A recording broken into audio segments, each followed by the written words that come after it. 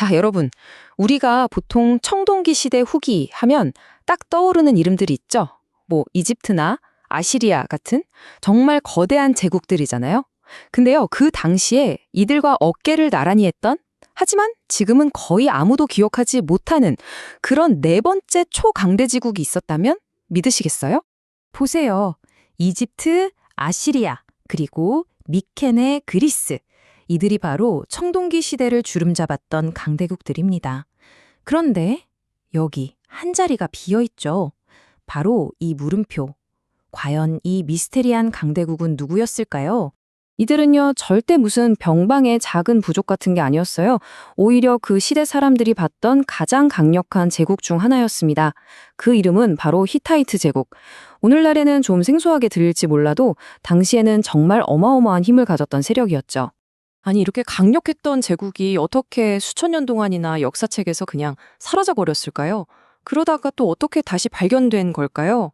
자, 이제 그 흥미진진한 발견의 이야기 속으로 한번 들어가 보시죠.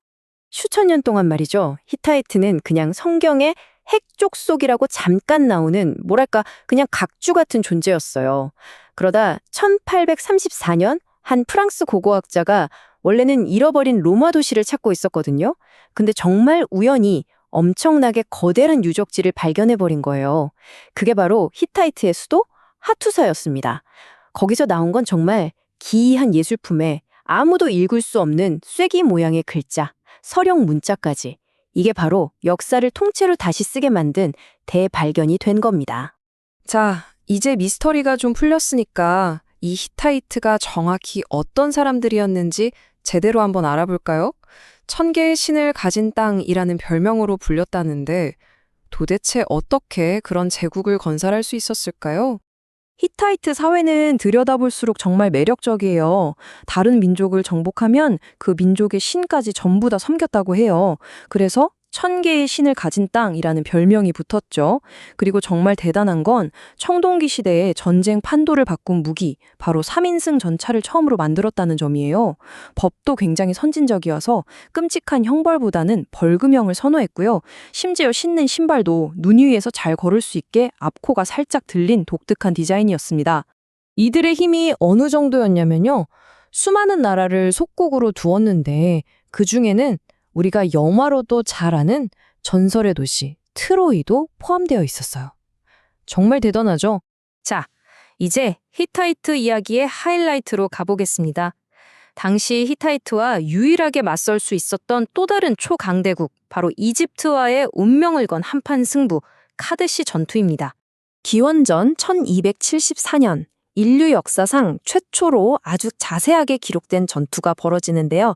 이게 진짜 영화 같아요.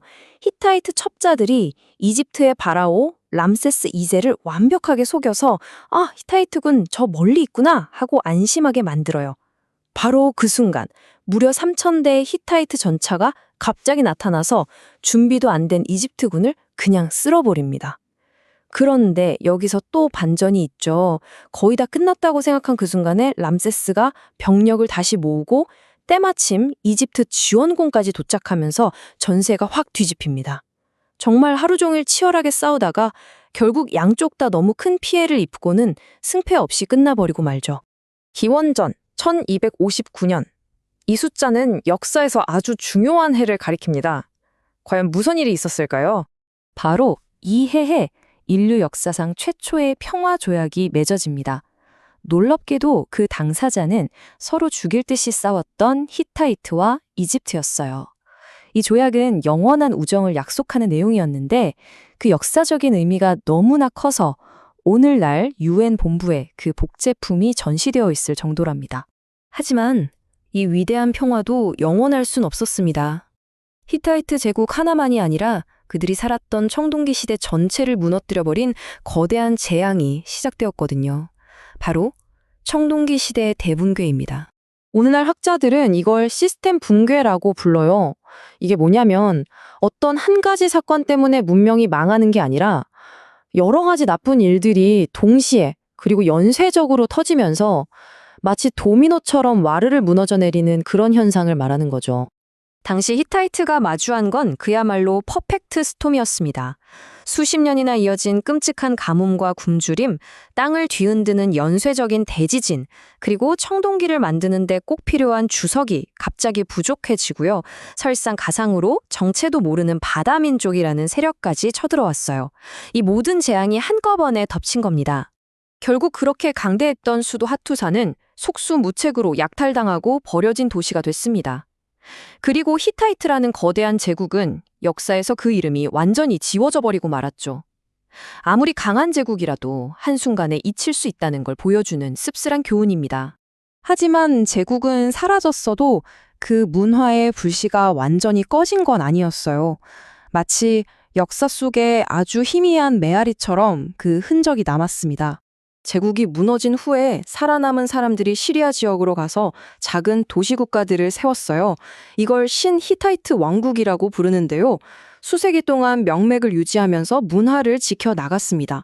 바로 이들이 성경에 기록된 그 미미한 부족의 진짜 정체였던 거죠.